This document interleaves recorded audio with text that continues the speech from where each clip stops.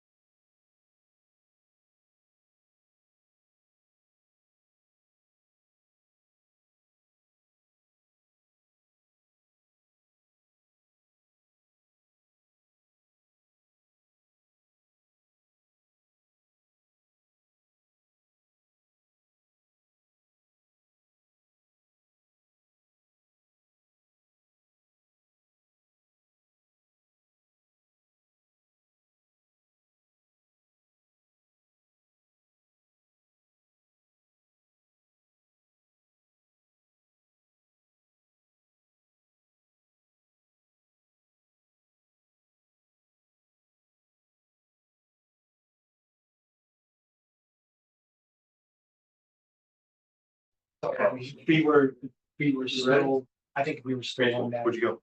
layout when everything All was right. finished with that layout. If you're ready, then Yeah. guys ready? Yeah. Yes. Please don't wait on Paul. Okay. All right. I'm calling to order the September 4th meeting of the South Road Zoning Board of Appeals. I have anything to read about that being online. Oh. Okay. First item we have on our agenda this evening is 241 and 244 Turnpike Road. Extension goes in. The applicant is looking for an extension.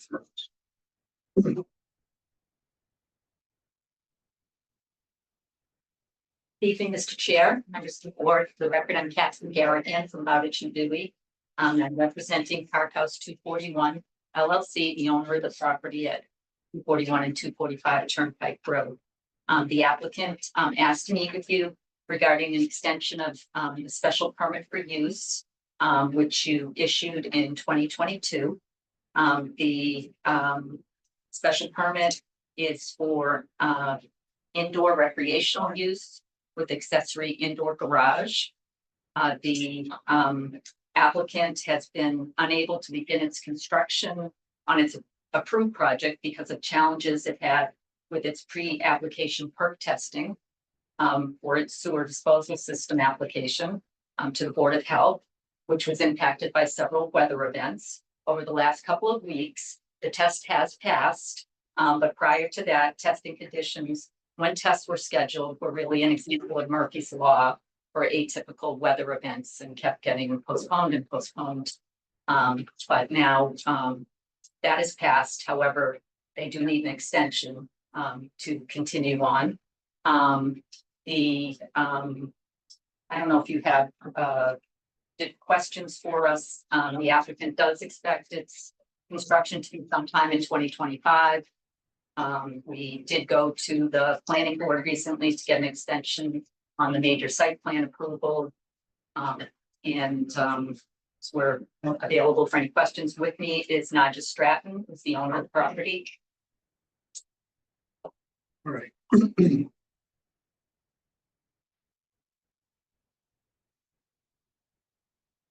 So it was really just a question of getting the perk test done and a series of things done. So it's a problem. This was not a problem to the planning board, correct? No.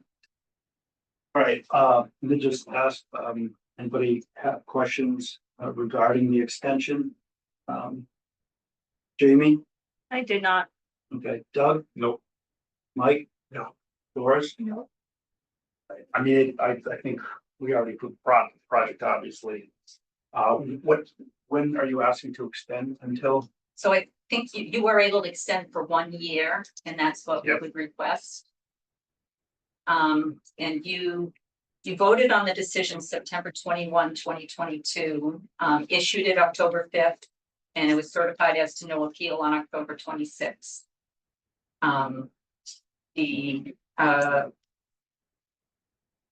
Typically, although the planning board handled it from the date of the certification no appeal. Okay. I often see it from the date of the vote, so I don't know what your. So again, can you say again what the date of the certification? You voted, the certification date was October 26, 2022.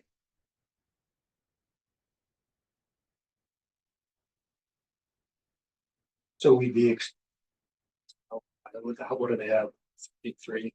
So it would be 1 year extension from that, which would be October 26th, 2025. What they're asking to extend to. Right? That would be the date of issue. Sorry, that's fine. It's fine. That's when it was certified with October 20. Yeah, that's sorry. Push it up. Is it certification or no appeal? No, I would say it's a date filed with the clerk. Because it's a special permit, so you can use it immediately anyway. So it's a date filed with the clerk. I just wanted to make sure there wasn't something else that I wasn't aware of. So that would be October 5th of 2025. would be October the 5th? extension date. It was issued on October 5th. Yeah.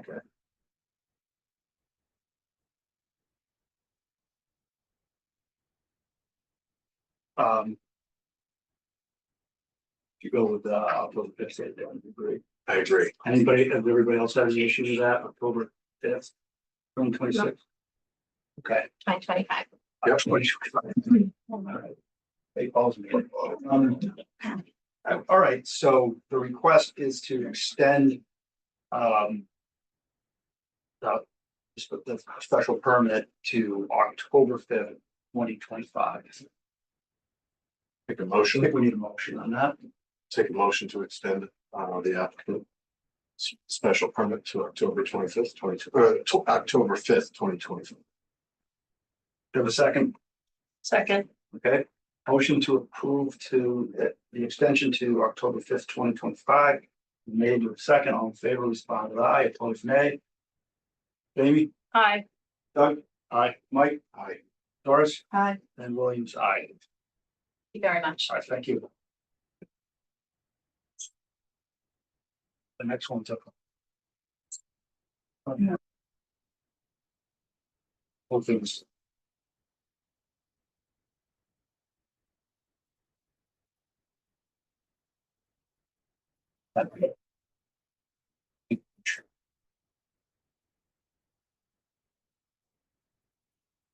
So we just got the peer review letter.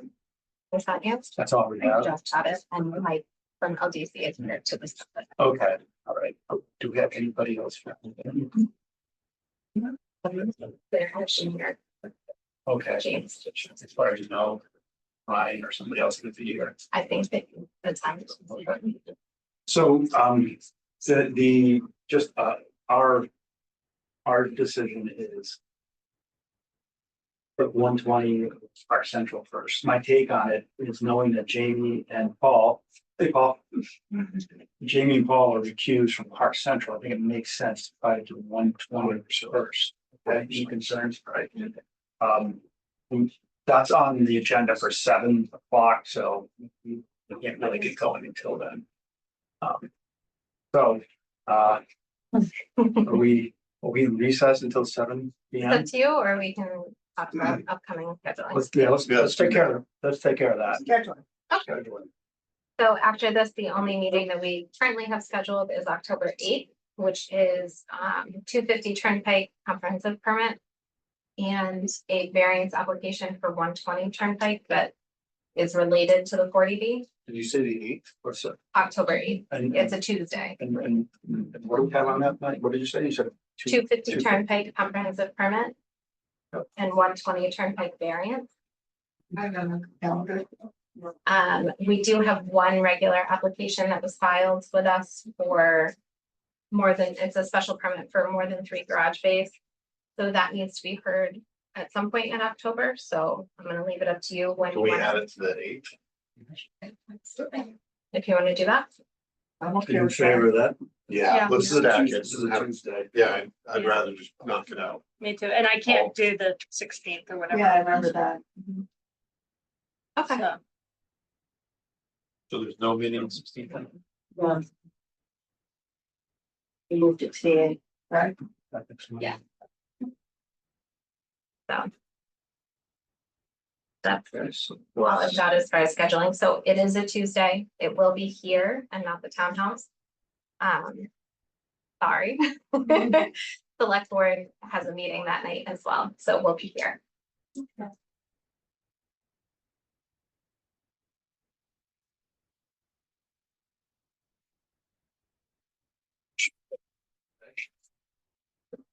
I would say if we're doing like stacking, I would do that garage thing maybe first on the agenda.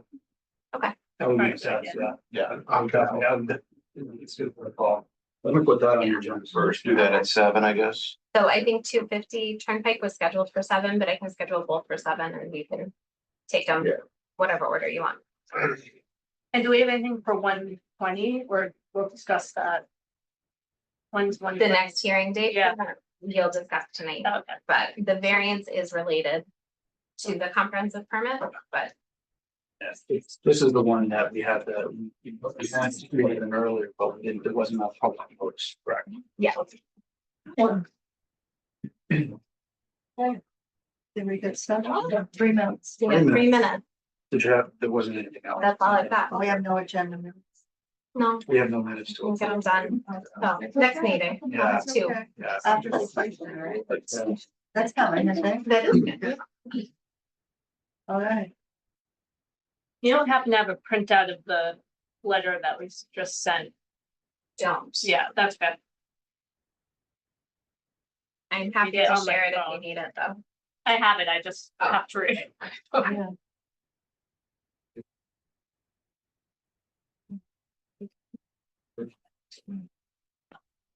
Okay, do you want to take like a 3-minute recess? Yes. You take a 3-minute recess.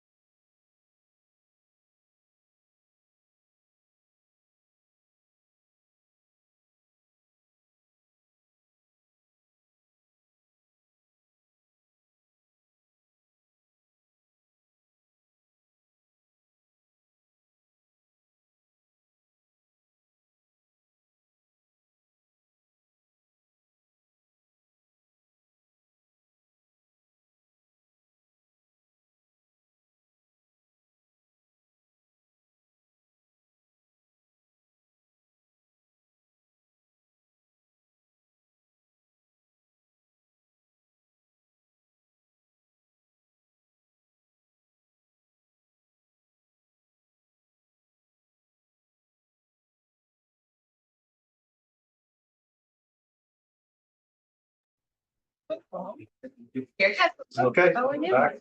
All right, we're returning to session. Next on the agenda, we have 120 Turnpike. Comprehensive permit. Thank you, Mr. Chair and members of the CBA. Again, I'm Brian Charvel, the counsel for the applicant, FD 120 Turnpike LLC. Good to be with you all tonight. I'm joined by my associate George Bonan and our special counsel Louis Levine will be joining us in just a moment. The basic updates since we were last together a couple weeks ago are that we got into your board and the peer reviewers what we said we would, especially reflecting the pulled back southeastern corner of the proposed septic field. And so all the site plan sheets are consistent with that. And the proposed septic drawing is consistent with that corner. Additionally, there is a landscape plan sheet that's been updated to reflect landscape on the outer edges of the proposed septic field. And we made sure that the waivers list was updated like LDC, our peer reviewer wanted it to be, and confirmed that they're customers. So with that, a couple days ago, your transportation peer reviewer, Mr. Dirk, sent feedback like he had promised to you about the site plan itself, as opposed to all the traffic data and all that. He was looking at the site. And he had a handful of comments that we shared with our civil engineer, Mr. Tatro. And that resulted in Mr. Tatro today sending to Mr. Dirk for his review the parking variance documents that you all have already seen from when we filed the variance 3 or 4 weeks ago. So that Mr. Dirk can review the variance and parking. And also a set of swept path analyses for a fire truck and other vehicles and moving the van Mr. Dirk wanted to see to show that they can pass around the proposed 40B building comfortably. And that's what they show. So Mr. Dirk has those in this review. And the late breaking news, as of 5:58 PM, your peer reviewer that's been looking at civil drawings and all the site planning was able to send their initial comment memorandum. And we received that from Ms. Davis. And I believe that a representative of LDC was going to be here tonight in person.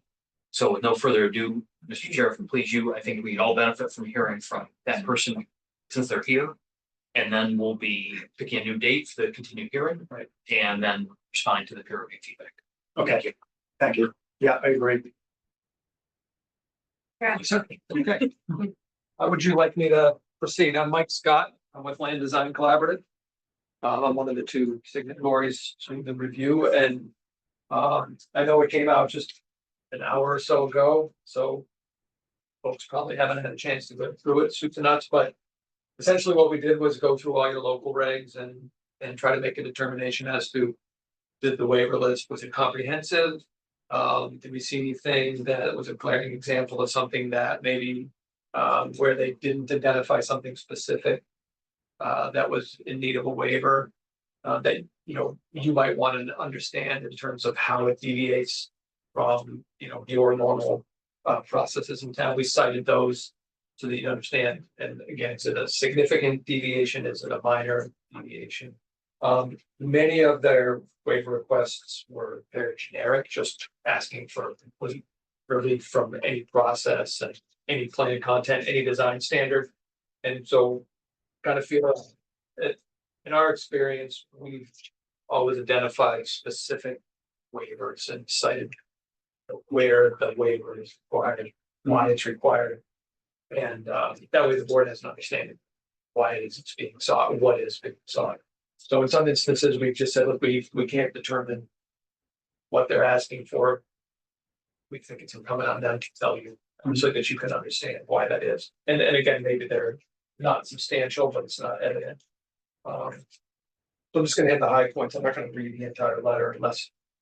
No, I mean, considering this is something that we just got. So I guess, Appreciate it. yeah, so what I'd like to really just, I think there's sort of 3 key areas maybe, and I don't wanna skip over anything else, but the waivers obviously hugely important. There's a significant number of waivers. Some of them I'll say are either vague or general, and perhaps that's the appropriate approach in the sense that they're simply asking for complete relief. They're not obligated to provide you an explanation as to why.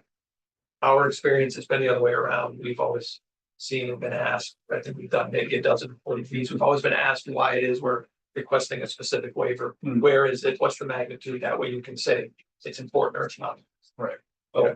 Where we have given clear examples, they may not be every instance of where a waiver has been sort of alluded to, but we at least cite that, yes, we pick some of those up. And again, not knowing the magnitude, we can't speak to them.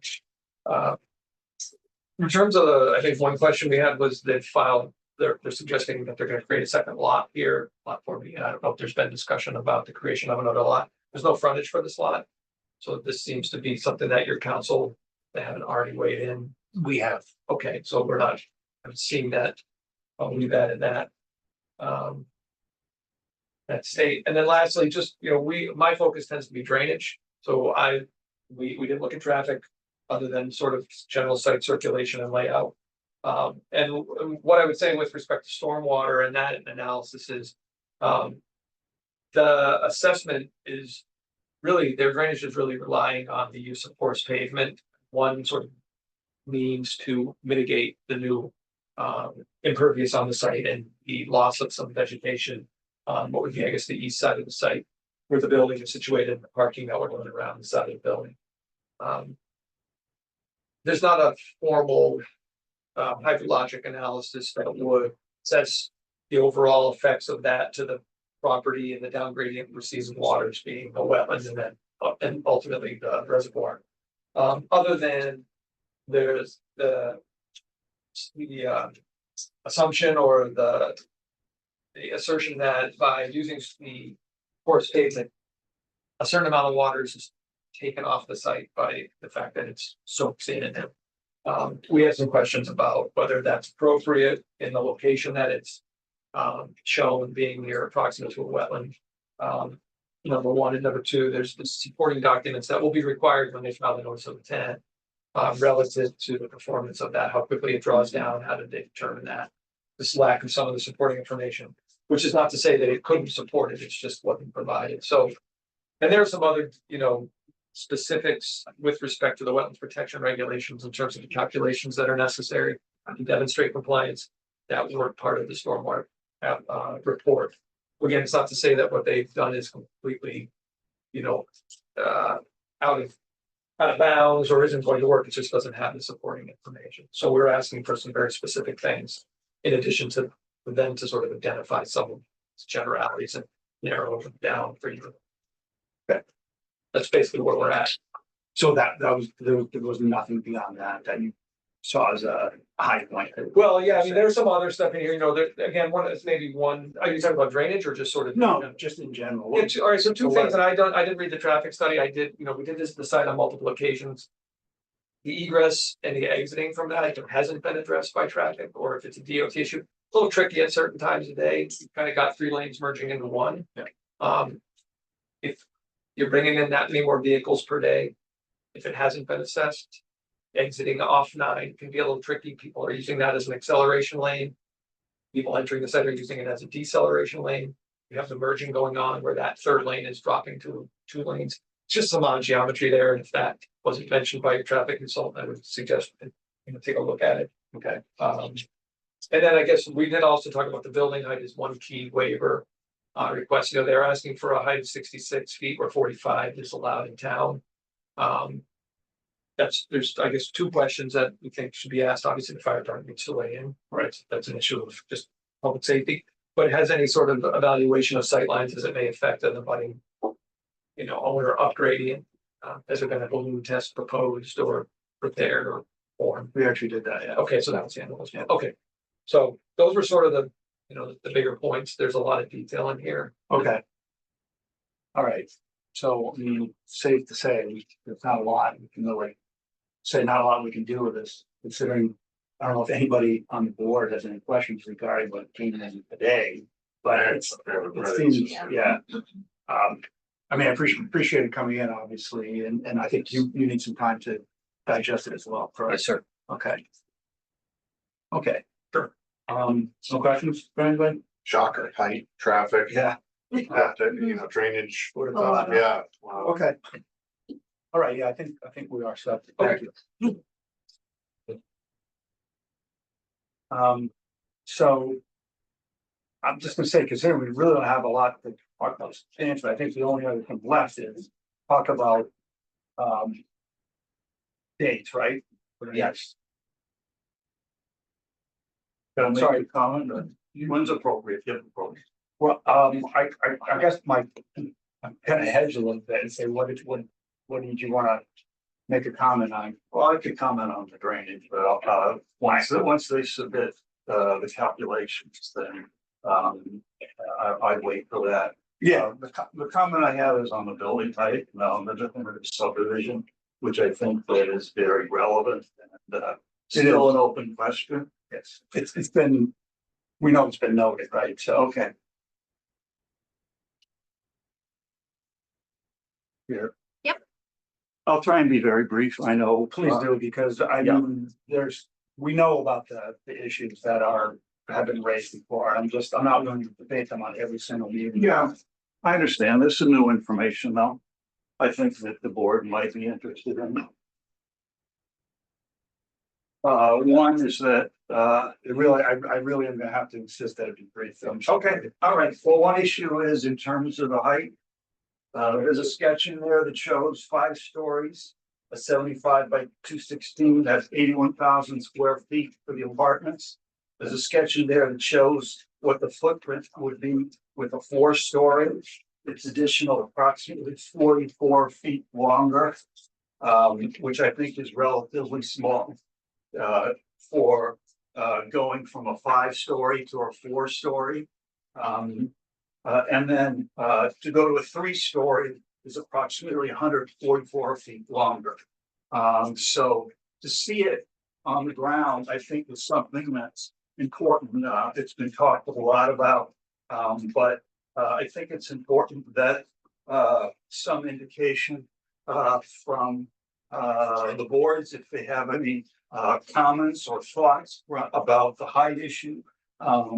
I think it's time rather than right when they're closing the hearing and they want a decision out of the board. That's just my opinion. There's pictures of a 5-story apartment building that they're building in Marlboro. I'm sure many of you are familiar with that. That's what we're talking about here. And then the last graphic there is a preliminary subdivision plan, which is what is lacking, that the developer hasn't submitted. The planning board letter lays out very clearly what the requirements are of a preliminary subdivision plan. And this sample plan shows very clearly that the developer can do it. They can do a subdivision road down your existing road. Okay. The other thing is that reviewing the references on subdivisions, what I've discovered is that the subdivision, that this requires not only approval of the subdivision by the zoning board of appeals, but it requires approval by the planning board as well. I know there's been a lot of, and there's some case law in there. So I think that's still, if you don't mind, I'm going to refer all of that to Mr. Talman. The board's not going to analyze things from a legal perspective. Absolutely. And this has also been discussed in the past. So again, I'm not, we can't have meetings where we rehash the exact same things over and over again. There's been no resolution on these issues. Mr. Talman has weighed in on the subdivision question. So there's been no resolution on these issues. That's the only reason why I bring it up again. Okay. Again, just I think my view is not to debate this thing tonight. Mr. Talman's weighed in and talked about it. I appreciate your inputs. Thank you for allowing me to speak.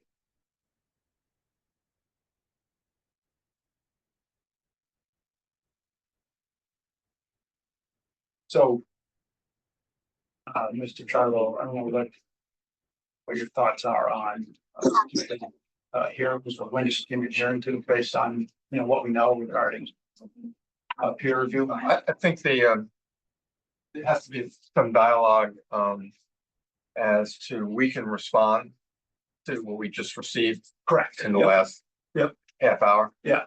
But between meetings, is your peer review going to be available to engage with us, or otherwise we're just going to go from meeting to meeting. We'll come back, and say this is our comment to X, Y, and Z, and then peer review. So what exactly are you? Well, again, I would leave it to Jay, but it is not uncommon to have work sessions, with peer review and or representatives of a board to try and work through or understand issues, not to vote for the board or right. I'm just trying. Okay. It's not even it's just to move it along. It's a very difficult way to do this, and so work sessions do help. Okay. To share thoughts and so again, you're asking me that you're thinking that would be helpful. I think in my experience, it's been helpful. Okay. Jay? I think that there's two issues here, Lou, that I would say. The first is peer reviewers talking to each other and being productive. Right. And I can't imagine the board has an objection to that. We've run into some issues in peer review with other projects regarding this developer. And as long as it's professional to professional, I think that's fine. The two engineers can speak with each other. We don't want lawyers and principals clouding that. If that happens, then I don't want it to happen. As to work sessions, I'm not disagreeing that some boards might find them useful, and that would be one member of the board attending with maybe me, maybe not me, but certainly with our engineer, maybe with Mr. Dirk, and problem solving. That could be fruitful. I don't think we're there. I agree with that. I think they generally happen when people have an idea of their likes and dislikes. So for example, on this building height issue or a traffic orientation issue, if we say, if the board is starting to formulate their views of it and saying like, hey, something has to give here, we're kind of not on the same page, then a work session may help with technical stuff and with the, use of some advocacy to shape a project, which we can then take back to a public hearing and hammer it out in public. That's all fine. We're just not there yet. No, I agree with you, Jay. So So- I apologize. So I would say the two steps, the first step, if it's professional to professional, Yeah, traffic engineer to traffic Okay. engineer, civil to civil. I think that that's good because it helps us get through things quicker. I know that the applicant has kind of imposed on himself a little bit of a year-end timeline. So, if that helps expedite that. I agree with everything Jay said in terms of at least the first step, going through this and let the engineers, not only, address it, but discuss it. And then we get to the second phase, what those issues are and whether or not a work session helps. okay. But do we also need to discuss an extension? I know we've talked about this. I'm not the extension guy. What's that? I'm not the extension guy. You're not the. So we've got October 16th right now, right? So I don't know when the board is thinking of getting back together to discuss this, but that's right, isn't that right? Is that October 16th? Is that our current deadline? I believe so. Yes.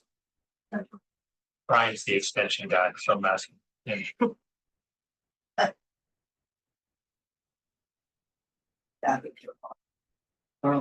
Yeah. Yes. October 16th. So I don't know, I think some of it depends when you want to do your next session of the public hearing. Sorry, what's the, what is this? October 16th is the current deadline and the public hearing. Yes.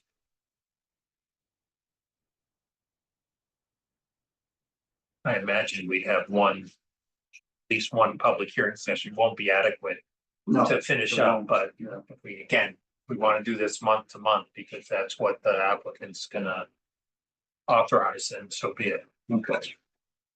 I guess I'm thinking ahead to what work product will result from the discussions that will happen between now and what's the next public hearing. I would guess the engineers and traffic analysts will whittle down their issues. Yes. You'll make some plan changes to address those. Get more information in to bring back to us, and all of the sides will be able to discuss those at a public hearing. So an updated plan set and an updated. Well, I don't know, I mean, if it's gonna need updated plans, but that's between the engineers and. I think Everyone I else. agree with Jay. I think what will happen, whether it be significantly reducing the issues or they be substantially apart, we'll at least define the issues that the parties are having trouble. Yeah. That range can be very limited, or it might be. A good chunk of these things that are gonna happen in between are minutia that. Generally, a zoning board, unless there's a civil engineer in the group, is gonna be less interested in. It'll be folks working out drainage calcs, directions, all that kind of infrastructure, traffic engineers working out width and radii and traffic mitigation things, and kind of if that causes plan changes and adjustments, bring them back for discussion at the next session. If it results in you making more substantive changes, then, great.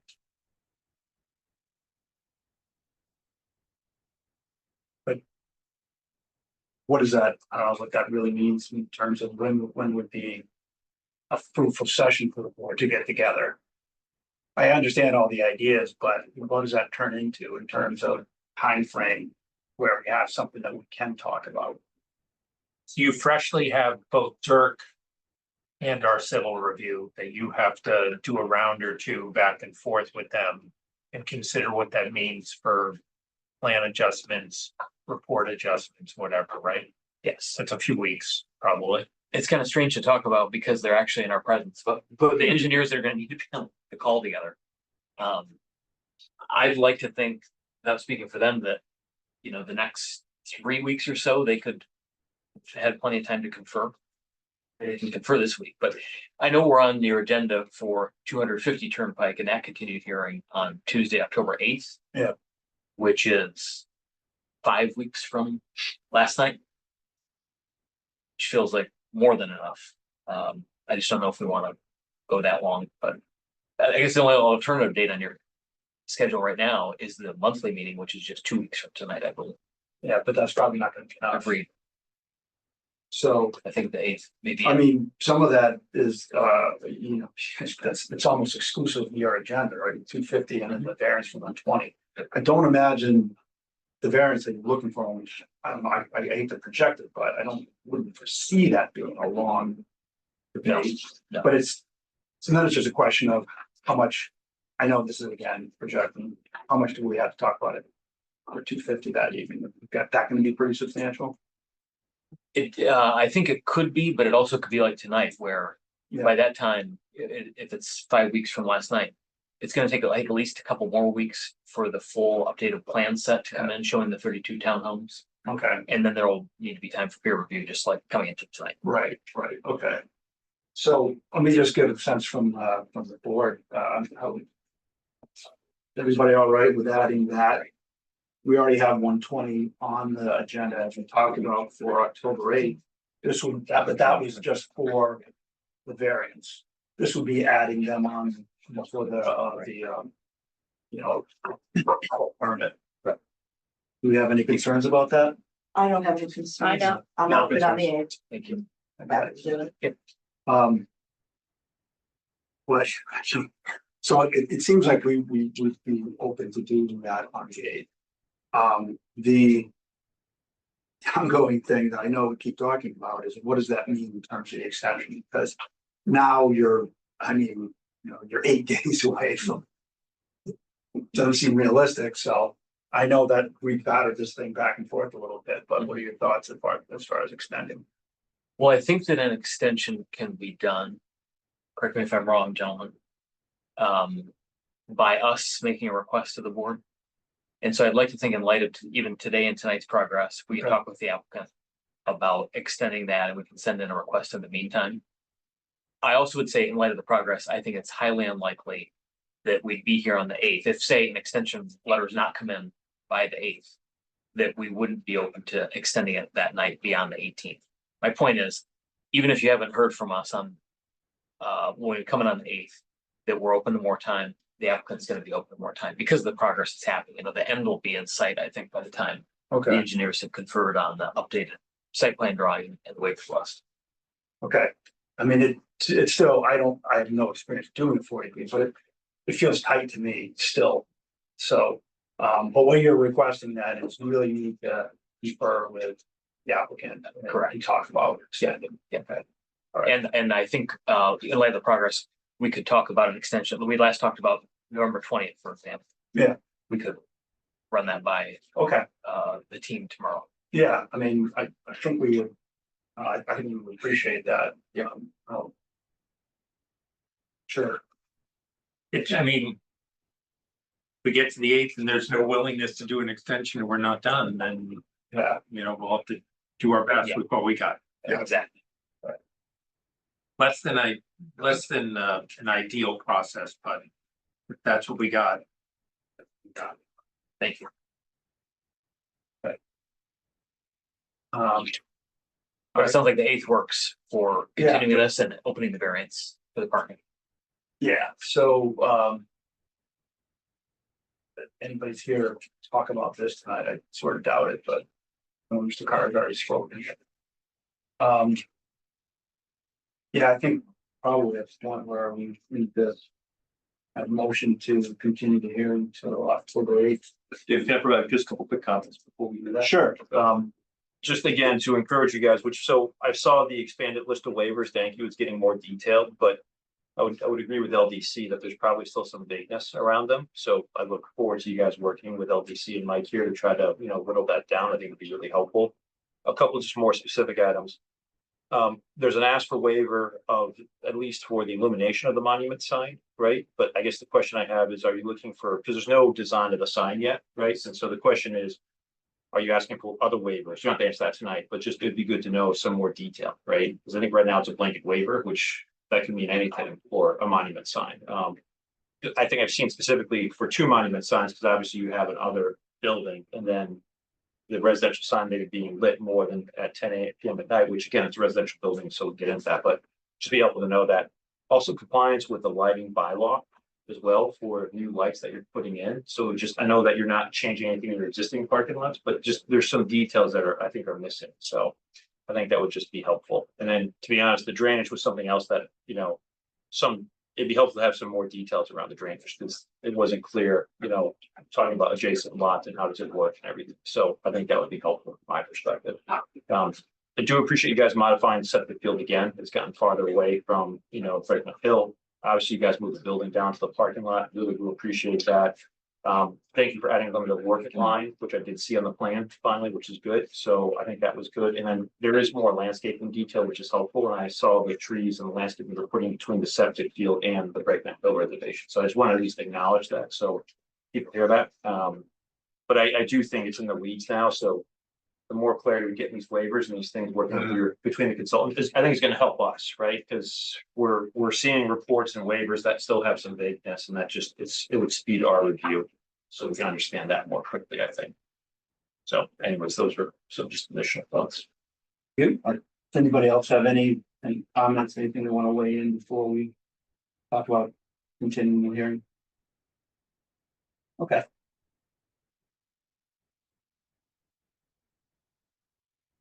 So I will move that we continue this hearing to October 8th, 2024. The time's already set at least. Well, we have that regular application at 7. We'll do that at 7, Yep. and then 2:50 scheduled for 7. Do you want to schedule this for 7:15? Yeah, 7:15. At 7:15. I'll second that. Okay. Motion to continue the hearing to October 8th, 2024, 7:15 is made with second. All in favor, respond with aye, opposed nay. Paul? Aye. Jamie? Aye. Doug? Aye. Mike? Aye. Doris? Aye. Maureen's aye. Thank you very much. Thank you. Thanks, Paul. Thanks. I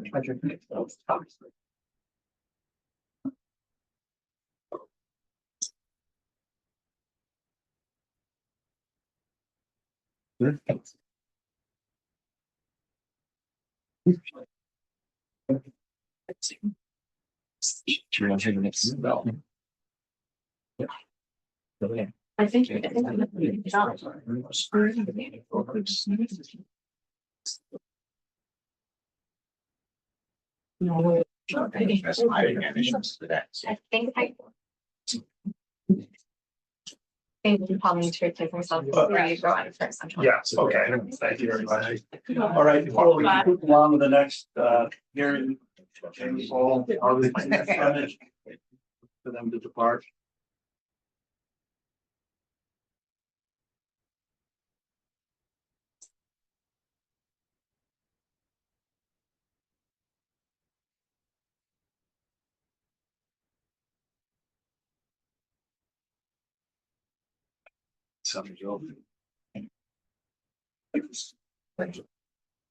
Okay, next on the agenda.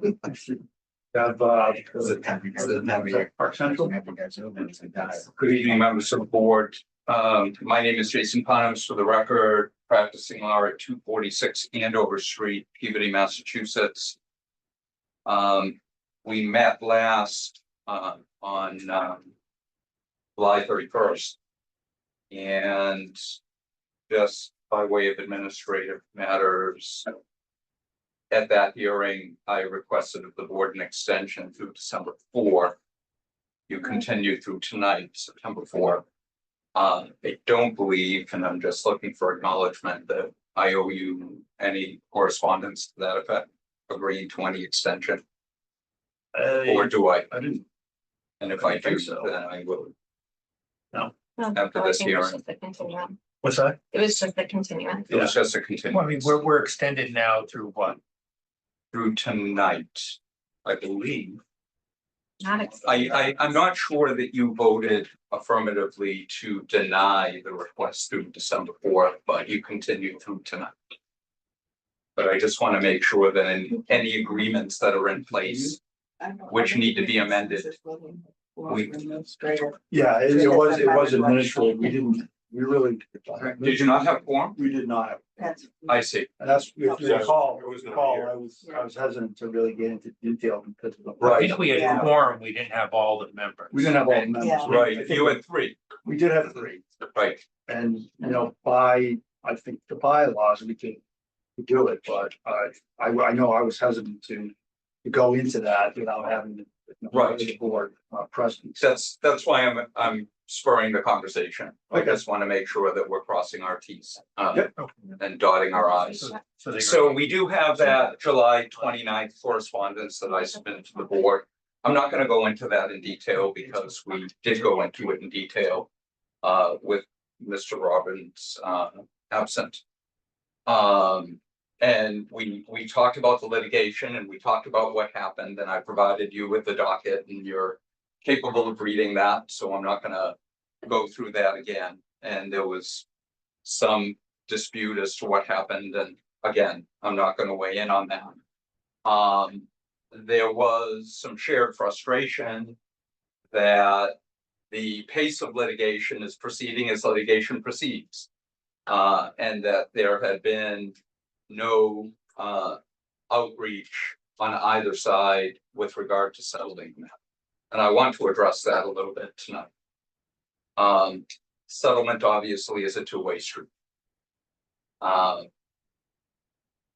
We have 6 plaintiffs or 6 households acting as plaintiffs in this land court matter. And again, I don't want to weigh in on the details, but we have 4 of those households represented by 1 attorney. We have 2 of the parties represented by 1 attorney. We have 1 who's gone pro se and is basically ignoring the fact that there's a land court proceeding going on at all. The only time they showed up was when we opened this hearing almost a year ago and asked where all of us were from. The reason why I mention this is with so many defendants, there have been expressed through the course of discovery, submissions to the court, varying points of view. They are all over the place on this. So it would be very helpful. In other words, well, let me go back. So we can arrive at some kind of settlement discussion with one party and have it vetoed by a vast many of the others. So it would be very helpful for defendants to come forward, at least a majority as called for in the covenant and agreement, and tell us what they want cohesively and consistent. And so our phone is open, our doors are open to that settlement. It hasn't happened yet. It's easier, I believe, on their side for them to come together with some kind of cohesive statement than it is for us to guess. Because we do know through the course of this process, they are all over the place.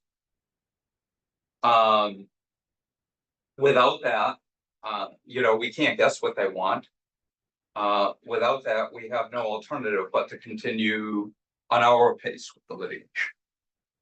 Not much has happened since that docket submission to the board of a little over a month ago. I did check while I was waiting. There were a couple of administrative things that came in the course.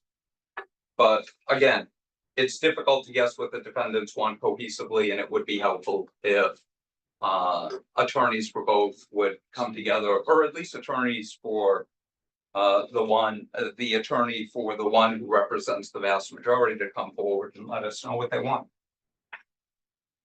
The second point I'd like to address is, and your own counsel has acknowledged this time and again, you can continue to extend this hearing through the pendency of the litigation, as we indicated a willingness to do when we thought that was a good idea back in January or February. I can't remember when. That at the time was our collective preference.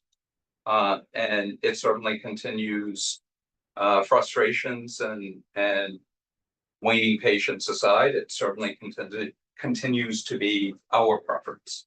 Alternatively, you can obviously vote to deny the application and throw it out. You are assured of a Housing Appeals Committee appeal. When that happens, if you do decide that alternative course, which we hope you don't, the board likely and the town and the neighbors lose their voice in the process. I looked at the Housing Appeals Committee cases and I haven't found a circumstance under which even this early in the process where substantive matters haven't been hashed out, I haven't seen a matter where there's been a denial and a remand back to the board. In other words, the Housing Appeals Committee is likely to keep hold of this. What they're likely to do is what this board set down the path of doing, which is put the matter in abeyance until the land court matter is resolved one way or another through settlement, full adjudication of matter. And then they're likely to hear it. And if they hear it, they're likely to impose conditions on the project for you without you. And our preference is to continue working with you locally. And again, let the land court matter play out.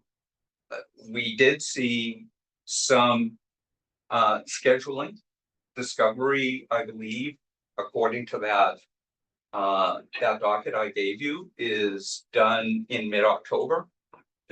I think there's a scheduling hearing in November. And I would personally hope, not that I have any say in the matter, but I would personally hope that it would take on a certain momentum. If not those settlement discussions, I want to revert back to that initial point I made, which is our phone lines are open. We would like to hear from a good majority of the defendants as to what they want cohesively. And we are open to having that discussion. We've never not been open to having that discussion. So those are the 2 points I'd like to make. As I said, you can review the status of the land court matter on your own. It's online. The orders are published. I'm only a conduit to that information. I've given you what I get, which you're free to get as well. Okay, and that's all. I'm happy to take any questions through the chair. Okay. No questions. Mike?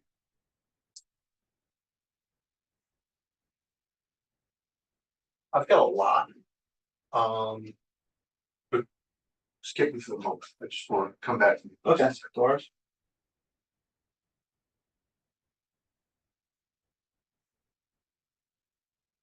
I don't know if I'm in a position to advise them. I would think, in my mind, if there was a settlement.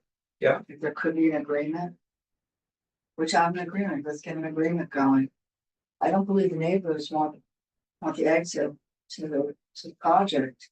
Mhm. To the neighborhood, and I do recall the plans or the preliminary plans that would just only be the emergency exit. This has dragged on so long. The 2015 plans you're talking Yeah, about there was a, way yeah, back there when? was a Yep, reference, you know. yep. That they're very similar. Emergency, access only. But I don't think that's what the neighbors want. I don't want to misspeak on it, 'cause it's been a few months. I suggested at the time, I actually think more the developer proposing, let's not put it through that neighborhood and now 495, because it was 10 years had passed. That's project's completed, we're gonna get it out on Route 9 and reduce the size of the footprint of the project. I'm not telling you what to do, I'm just No, and trying to get to move along, or, you know, but if nobody will cooperate, then. I mean, I can't make people cooperate. Right, and I'm not asking you to, and to that point. I would be happy to present that if I knew. That, again, if you look at the agreement that's recorded at the registry of deeds. It's by the majority of the signatories. So it certainly doesn't require unanimity. If that number threshold. Came to us and told us that's all they want. Then it gives us something to chew on. But if it's something that only, just one second, if it's something only two want. And the others don't, then it doesn't get us there. So what would be really helpful is to have. Several of these, according to the agreement, several of those folks. To come forward and give us the laundry list. But I think that's disingenuous on the petitioner's part. So they've got a signed agreement with the abutters that's been recorded. And then what they go and in my vantage point, they go ahead and breach that agreement and go and petition the town for the 40B project. And then they say, oh, why don't you come back to us and negotiate? So like, to me, just from my vantage point, why would I want to negotiate against myself if I was that about it? Well, you've asked the very question that we feel, and Mr. Robbins, with all due respect. You've put forth a premise I simply don't agree with. That's fine. I mean, which is the point of the litigation. That's fine, but you're in front of us tonight. Yes. And so my question is, so you're saying, hey, if we deny the application, well, we're gonna lose this control, but I would say to the petitioner. It's your application that you're purporting, you're the one who's putting us in this position. And so, to me, why don't you withdraw your application? Until the litigation is complete? We won't do that. There you go. Yeah, We won't that's do my that. answer. But I'm also gonna jump in here and say that we had a meeting where. Our suggestion to you was, well, if you comply with what you agreed with before, you can get there. And if I remember it correctly, you said, no, let's talk about that. So all the conversations about litigation and like, we're not here to listen to about litigation. Right, But we which is said, why I didn't want to talk we about. said, Yeah. if you basically honor the agreement that you had signed with the abutters, that helps get you there. And that, I'm not gonna get into who did what, who won't answer calls, because there was somebody in the last meeting who called in and said they're not telling the truth. So we don't really want to get in the middle of that. I think Mike's points are very point here, that, I think we as a board feel like, why is it in front of us? I know that's what a lot of the neighbors that are here feel the same way. That's it. Yeah. So really, I'd say we'll probably be in agreement that the best thing would be for you to withdraw your But application. we will not do that. I can say that definitively. Okay, We will that's not. fine. So, all right, I guess I have questions more, Jay, for you, just, again, hearing his opinion on us denying it and his thought process to what might happen. Yeah, the Housing Appeals Committee, it's a bit of a mystery when it comes to legal reasoning on a good day. I practiced before the Housing Appeals Committee for over 20 years now, and I don't think that they would ever retain this and make a decision. They would retain and make their own decision and cut the board out of it when the board was dragging their feet. There's a case or two that stand for the principle when a remand back to the board would be futile, the Housing Appeals Committee will retain jurisdiction rather than sending it back for a fool's errand where there's going to be certain failure. Here, all of the delay is on them. They submitted an application that was flawed because it had this restriction on it. They can disagree with that if they like. And they then went to court to get rid of it. Tacit acknowledgement of an issue here, and they're fighting over that. We're the innocent bystander. And I would think, and I think even if the Housing Appeals Committee disagreed, and given where home rule stands, that a court would agree with us that no, if eventually this comes back to us. Now, if they want to fight it out at Housing Appeals Committee for that, that's fine. I'm not sure that they prevail, but I think overwhelmingly likely result would be a remand back to this board. And that's probably likely. Could it happen that they take jurisdiction? Yes. I don't think so. It doesn't sound like one of those cases. I've been in that boat. And I've been by the way, been involved in a lot of cases where they've ordered a remand when things went too hasty at a board. So those aren't the published cases. Those are more side cases.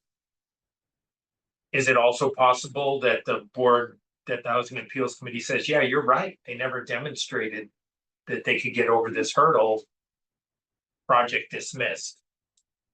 So there's three possible outcomes there. The most likely being, hey, we're going to send it back eventually after we duke it out. In the meantime, you don't have to constantly be watching the clock and wasting everyone's time while there could be other applicants out here that deserve a timely, expedient hearing. All I'm suggesting is there's no precedent on record for that. Once there's a denial, they grab it and they hold it. I really disagree with that. Oh, There's not precedent. Jay, I'd love to see the cases that you would cite And again, from HAC on that. from a board's perspective, and this has been my concern day one, is we've got a legal document that's been reported that basically, to me, the continuation of this just continues to violate that agreement. And that's been my issue from day one on this map. Like, why are we here? Why are we hearing this? We have a clear agreement of the parties that's been reported, negotiated. You can make any of the arguments you want. That's for bigger, more important people than me. But when I read that plain language, what are we doing here? There's a restriction that says they can't. So, to me, to perpetuate that is a perpetual harm and a waste of everybody's time. So that's my 2 cents on it. No, I mean, I guess we've had this conversation. We feel as a board, I think we feel like we're being thrust into something we shouldn't be in the middle of, right? And that's very frustrating. I personally, I was on the previous, there was already a chapter 40B issued. I still don't see any justification for new access through the neighborhood. Just period. And I'm not going to get more into that because again, I think last time we were here, we asked you to engage, with the residents, and it doesn't seem like that's happening. And to be honest, I think this is more for the residents. I mean, there is probably some shared risk here if there's a denial. Yeah. I think we also have to acknowledge that as a board in a town type of thing. But I agree with Attorney Tellerman. Like, I think I'd be shocked if they would literally take it out of our hands and just rule over us, right? I mean, they might keep their place in line. If that happens, well, that's a shared risk I think we can deal with, right? Type of thing. But it feels like we're just kicking the can down the road, creating a lot of stress and, and I feel like we're spinning wheels for no reason and creating stress where there shouldn't be stress. So. Doug, if you can't agree, can't not put that road through that neighborhood like it promised. I'm okay with denying it. I'm just gonna tell you how I feel about it. I'm okay with it because of Mike, which and partying and discussions is really important for Mike to be here. He's a returning. He has a sense of those binding agreements, but that promise was made to the neighbors. It's in writing, it's recorded. I don't need to be returned. Noticed. So, go ahead. Sorry. Okay, so, again, so I'm always about compromise and, in 3 months, 4 months, 1 year, 3 months. There's been nothing changed in the original site plan or, because I think that's what I think that was brought forward. But it, That it doesn't go through the neighborhood, then we don't have the violation. I don't know what's it called, the modification. but there has not been a cohesive request by the defendant. I think you can figure it out. Can I just be frank about this? I think you can figure it out. I don't think it's that hard. So I would like to give other folks a chance to weigh Sure. in. I am gonna say, I can say, I know I see something from the planning board. I did receive a letter from the planning board who they support us not to continue through the hearing. So I'm just stating for the record what we've heard from our planning board. But I think like Doug and Mike brought up a good point. If we're considering denial and we all discussed the risk tonight, then maybe we should be hearing from some of those folks who are either part of the agreement or in the neighborhood, if anybody wants to speak. And I can see at least one person who I'm sure is willing to. I'm sorry, there's not any other board expression, right? I mean, I'm sorry, there's two people from the planning board here tonight. And I'd like to say something. I'm kind of stuck in the middle here. I'm not in the butter. It's not my backyard. Sorry. John Bottolini Jr., Low Wire Circle. Yep. You can tell by my address, I'm not in this. But I am the abutter that gets the drainage. And that's the only thing I've come here, it's the only thing I've asked for in all the other meetings in this week. On a 2-inch rainstorm, I get 964,000 gallons of water. So they kept saying we'll go address it or whatever, and they probably will. My question is, if you turn this down, goes to they appeal it, then it goes to housing court, wherever it goes. How does the drainage, how's the engineering work? How do I get protected? Because I'm not part of the legal suit at all. I'm not part of it. So to the extent that it survived a motion to dismiss or a motion to remand or whatever procedural stuff to bang it back and forth, and to the extent the Housing Appeals Committee took jurisdiction away from the board and decided to do this themselves, then what there would be is a fairly lengthy evidentiary hearing, kind of like a trial, so to speak, but kind of like what we do here, but a little more adversarial, where lawyers are questioning engineers.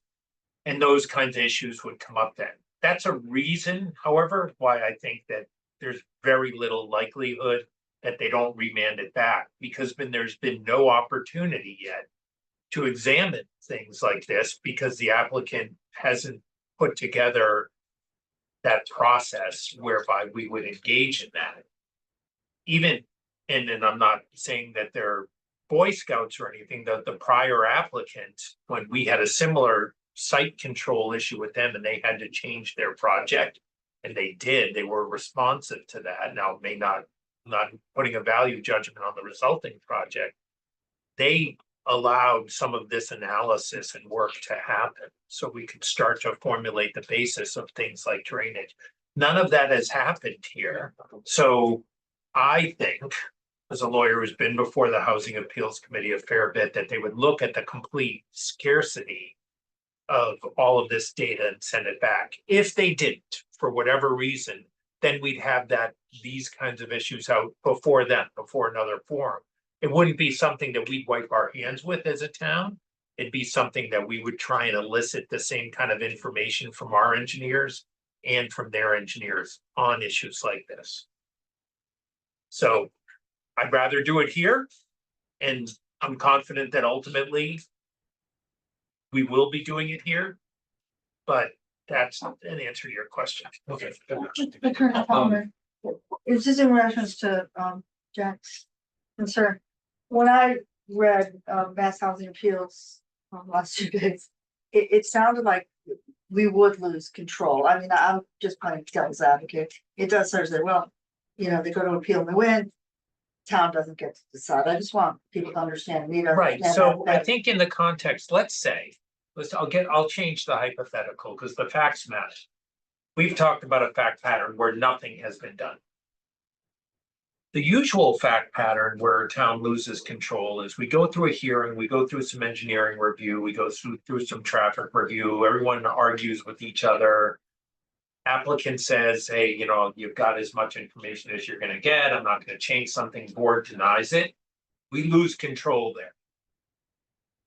when we're here at the infancy before any of that happens, to me, the likelihood, stronger likelihood is that they say, hey, you two get back in the sandbox and figure this out. So I also read on, we could put reasonable conditions on a 40B. But we wouldn't do that without knowing what those Right. conditions would be. I mean, you could, but I doubt you would, because Not we having have, in front of it. we have nothing in front of us. All we're talking about is extending it. Right. Just trying to understand the risk. That would. No, and listen, I'm not gonna sit here and tell you there's a zero risk factor. There's a risk factor. No, I got it. I just. It's cake and eating it too. Yeah. If I could also address that through the chair. What's that? What do you want to Mr. Bartolini. Okay. There was a full application. I know it was a long time ago. And it was presented almost a year ago, but there was a full application with a stormwater management report. All the rest of it, it just hasn't been period. Okay. So. No, the applicant had a full set of engineering data associated with it that would be reviewable at that other level. All right. Thank you for clarifying.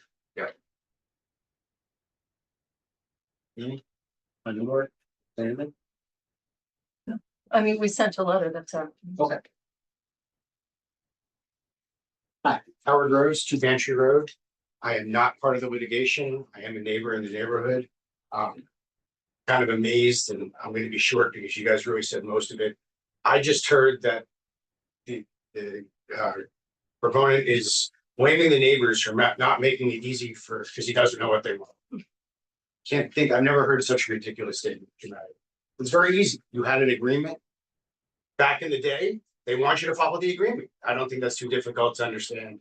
And instead, honor your agreement and have some trust, let them trust in what you said. It's very simple. Can't speak for the entire town, but I think I trust Mr. Talman and his ability and his experience in this, that the risk as well. It's very simple. We're not even saying, and I've been on the record for 10 years with this now, saying it's not that you can't build it by the rules. Right. So if you go back to them when saying, we didn't say you can't build it, we said you're not there. I think we have a very high probability accurate by its time. So I encourage you to deny this. Thank you.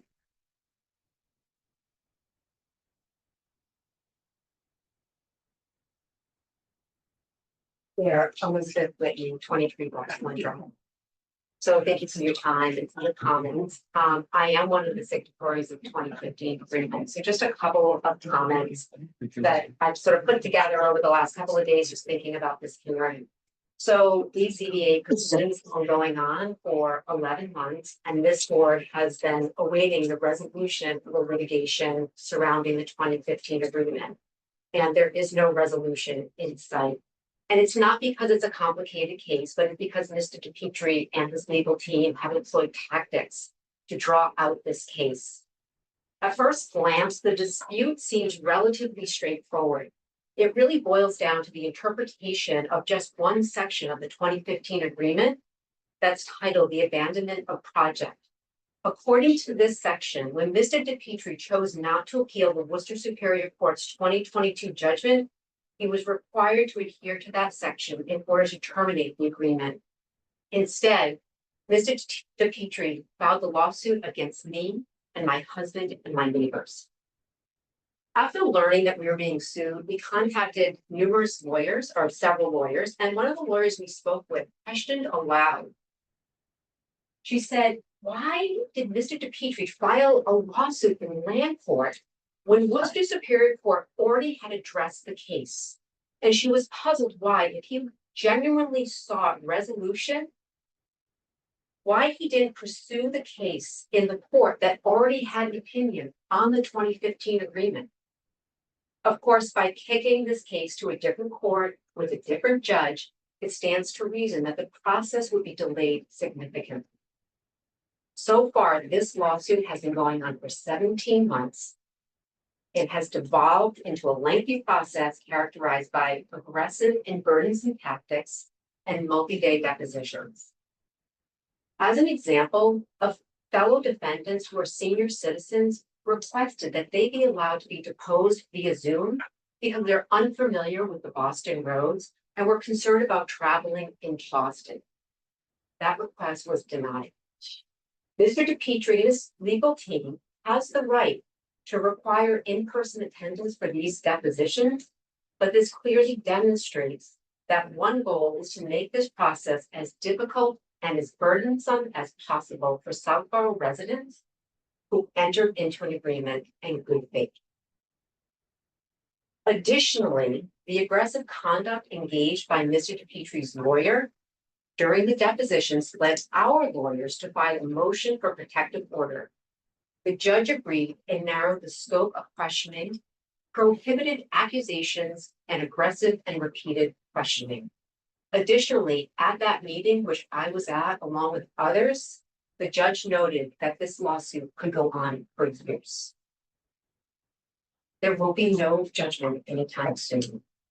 And finally, I just want to remind the board that the 2015 agreement is still on record in the Worcester County Registry of Deeds, and that Mass Housing in their February 22 eligibility letter expressed concerns that the application may be in material breach of the 2015 agreement. No, it didn't. And I urge this board to reject Park Central's confidence permit application. Thank you very much for your time.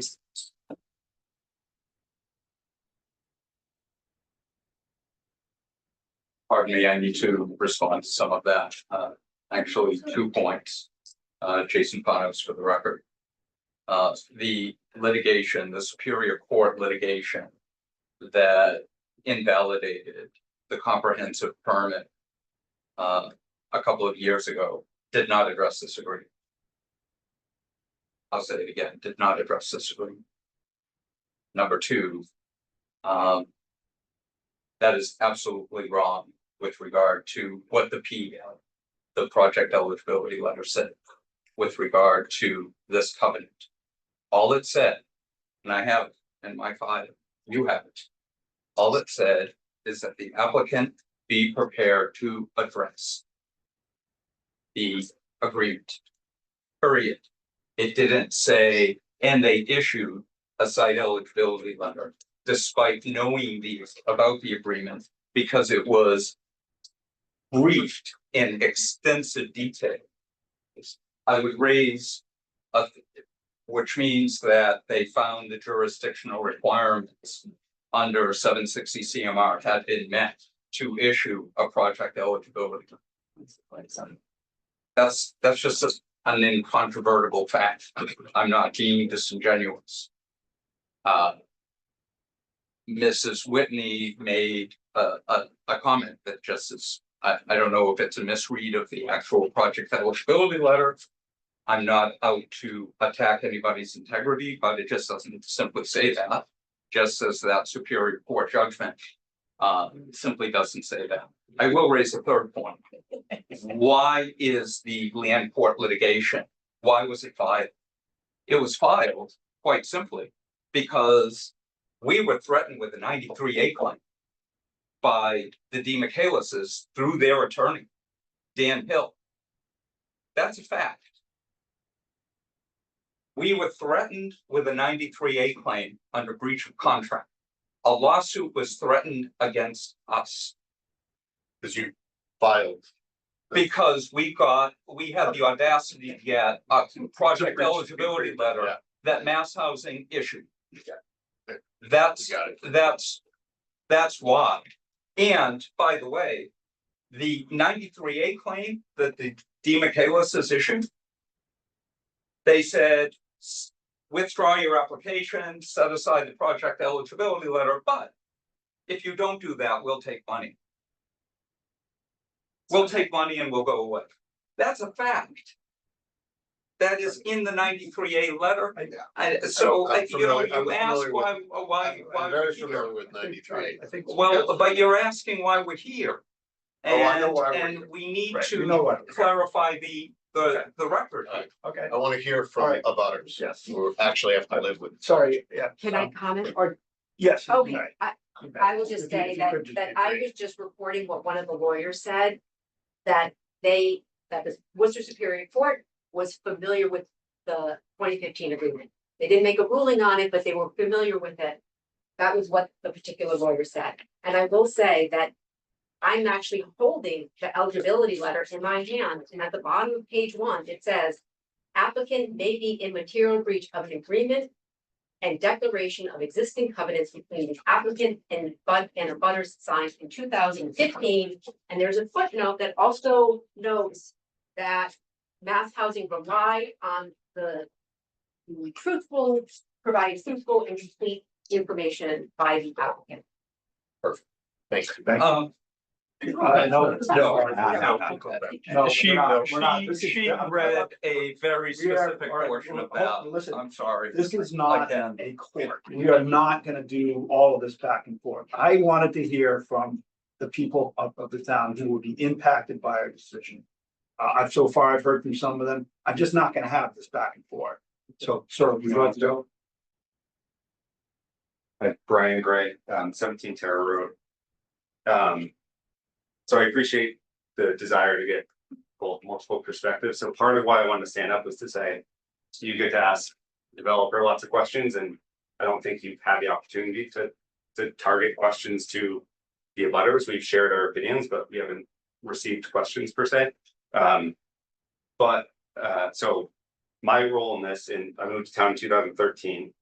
In early 2015, there was a 40B proposal. So coming to the zoning board meetings, we were encouraged to come to a consensus with the developer of what was appeasable, what we would be willing to accept, and gave up multiple concessions for things that were important to us, like no traffic coming through the neighborhood, among other things. So that was at the suggestion of the ZBA, and there were a lot of threats, as we've heard about, where exactly things will definitively go. Like the appeals court will definitely take everything and they'll make all the decisions, and it's a possibility, but it's not definitive. And so I was new to town. I had a 2-year-old. I had back surgery a month before, and I had twins that were born 2 days after I signed this agreement. I had a lot going on. I took the threats kind of at face value.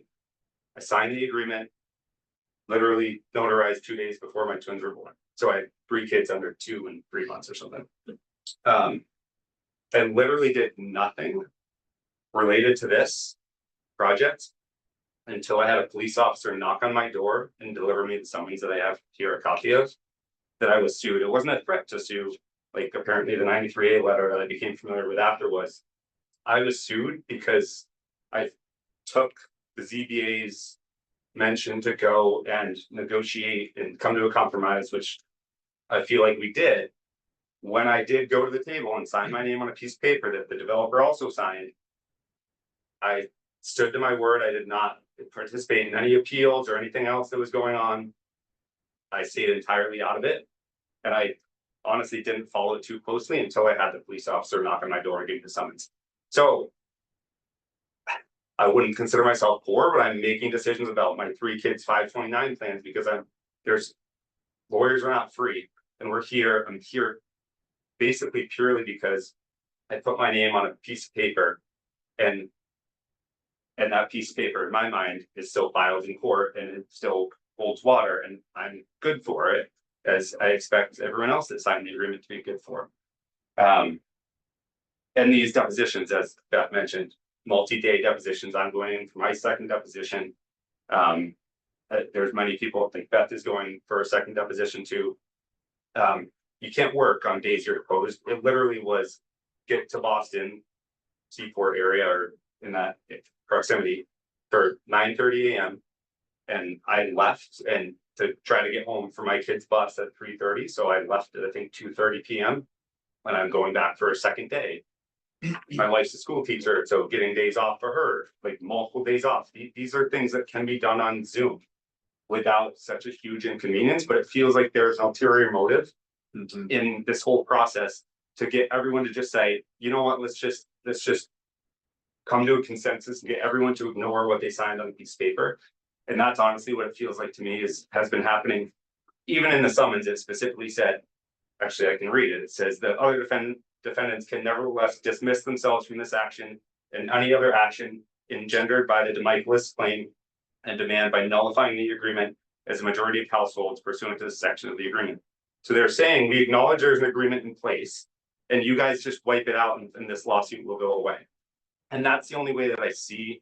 Like, I don't know what a win is for them other than this, me saying, I believe this agreement doesn't exist either. Like, in my mind, I think Beth mentioned at the last meeting, it's a contract. My opinion, I don't understand why my opinion of this contract deserves me getting sued and by some action that I took to, in theory, like help the developer. And so am I eager to go like initiate a conversation with him now to say, let's do another agreement. And then in 9 years, you can sue me again for the agreement. I'm not overly eager to work with him. I'm definitely not going to put together a proposal and offer it to him. So that's kind of where I stand, but I am open to, if I don't know if you want direct questions to me, or I'm happy to answer my perspective on things. But that's kind of how I got where I am today. I mean, You said it all. yeah, I think you did, so. I really appreciate. Yeah, sorry you're having to go through this. Feedback. Thank you.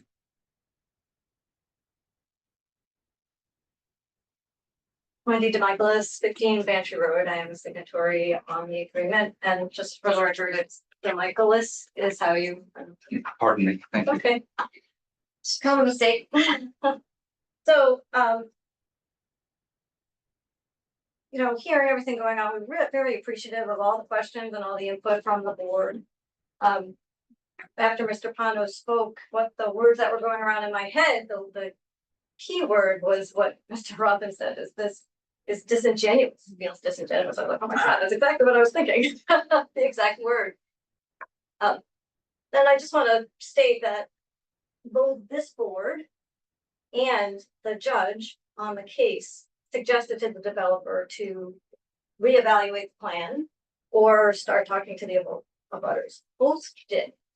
And that hasn't happened. And, you know, I agree with Brian. I hesitate to go into an agreement with Capital Group because it's like, you know, here we are with trying to defend this agreement. We've already spent $20,000 just to throw the number out there. That's just us, $20,000 defending our agreement, which is outrageous in my opinion. And particularly when both the judge and this board suggested, come back to us with a plan. Like, yeah, it's basic. Don't go through the neighborhood. Go back to an emergency exit. Don't put tall buildings in people's backyards all behind terra. Like, this is not rocket science. And I think it should be on the developer to come back to this board with a more reasonable plan. It should not be on us who were being sued to, you know, go to Capital Group and say, I'll figure this out. Thank you.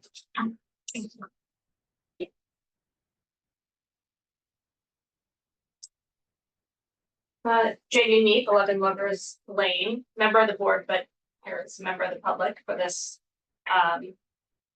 The word disingenuous is exactly the word that came to my mind too. When Michael said it, I was already thinking it. It makes absolutely zero sense. Everything that council said about, well, we don't know what they want. Yeah, you do know what they want. You have it written down in an agreement. It makes zero sense that they're saying that.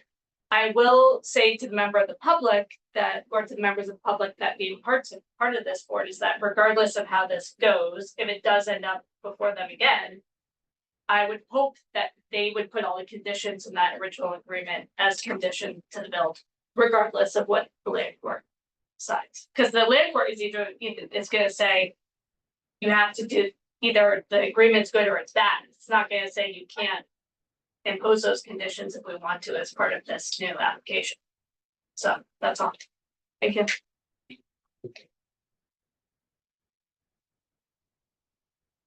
Chris Perkins is 1 Terra Road, direct abutter, not a signatory of the original agreement. And I just I'm want to sorry, say can you repeat your last name? Perkins. Perkins, pardon me. Thank you. My wife was a litigant in the original Superior Court case. And I just want to urge you to deny this request. Great.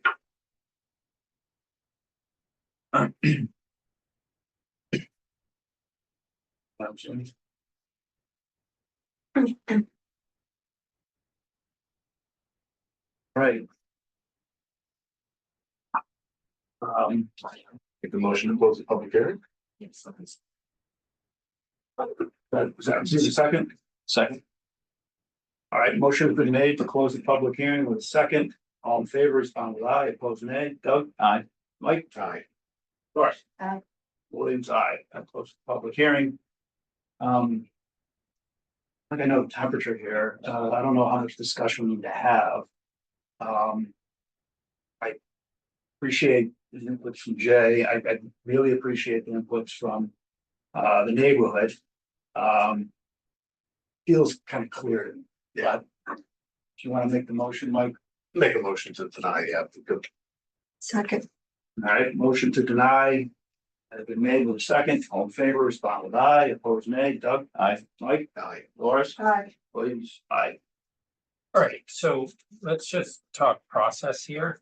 I assume the denial is based on kind of lack of prosecution as well as some of these ancillary things that, which I can build into a decision. So you have 40 days to turn that decision in. Now, you're not meeting at all in September. So we had originally had a meeting scheduled for September 18th, but we didn't have anything for it. I don't know if you guys are still. So agreeable. here's where I'm at, just because on October 8th, I will be not in the country and my associate Steve will be here and he's certainly very capable, but because I've been with this a little bit, I would like the chance to go over a draft decision with you.